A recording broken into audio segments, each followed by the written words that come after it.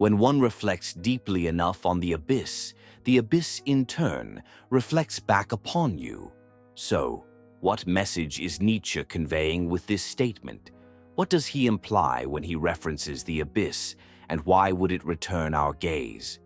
Friedrich Nietzsche was born on October 15, 1844, in Prussia. Tragically, his father, a Lutheran pastor, died when Nietzsche was only 4. As a child, Nietzsche excelled in academics, attending the esteemed Schulpforta before pursuing classical philology at the universities of Bonn and Leipzig. His early career as a philologist seemed bright, and he became a professor at the University of Basel at merely 24. Yet his focus gradually shifted toward philosophy, heavily influenced by Arthur Schopenhauer's works, and his friendship with composer Richard Wagner. As Nietzsche progressed, his health began to decline, plagued by severe headaches and vision issues, which ultimately led him to resign from his academic post in 1879.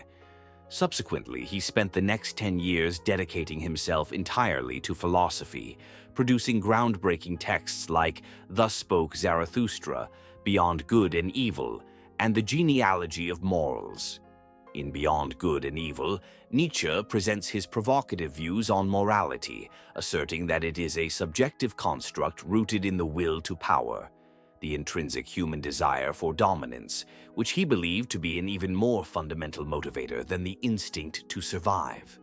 Nietzsche posits that moral frameworks are intricately linked to this concept, designed by groups to exert control and maintain power over others. While other philosophers strive to define what constitutes good and evil, Nietzsche dismisses the existence of these categories altogether, arguing they are mere constructs created by the powerful to subjugate the weak.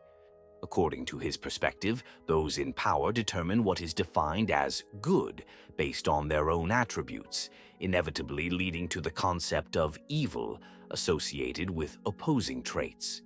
In Nietzsche's worldview, as long as there are winners, there will always be losers. He characterizes the dynamics between these groups as master-slave morality. Masters, according to Nietzsche, value attributes like strength, nobility, and assertiveness, while slaves place importance on qualities such as kindness, empathy, and submission. This perspective argues that the dominated understand the experience of being overpowered and, as a result, reject the values of their oppressors, seeking to redefine societal norms. In doing so, they aspire to elevate qualities like kindness and selflessness above power and domination. In an illustrative story, a fox yearns for grapes that hang high above, attempting to jump and reach them. After repeated failures, the fox concedes that the grapes are unattainable and walks away, rationalizing its defeat by claiming the grapes are probably sour. This tale serves as a metaphor for Nietzsche's assertion that the slave morality can be self-destructive. The grapes signify humanity's innate desire for power, and by deeming them undesirable, the fox embodies a resignation to mediocrity.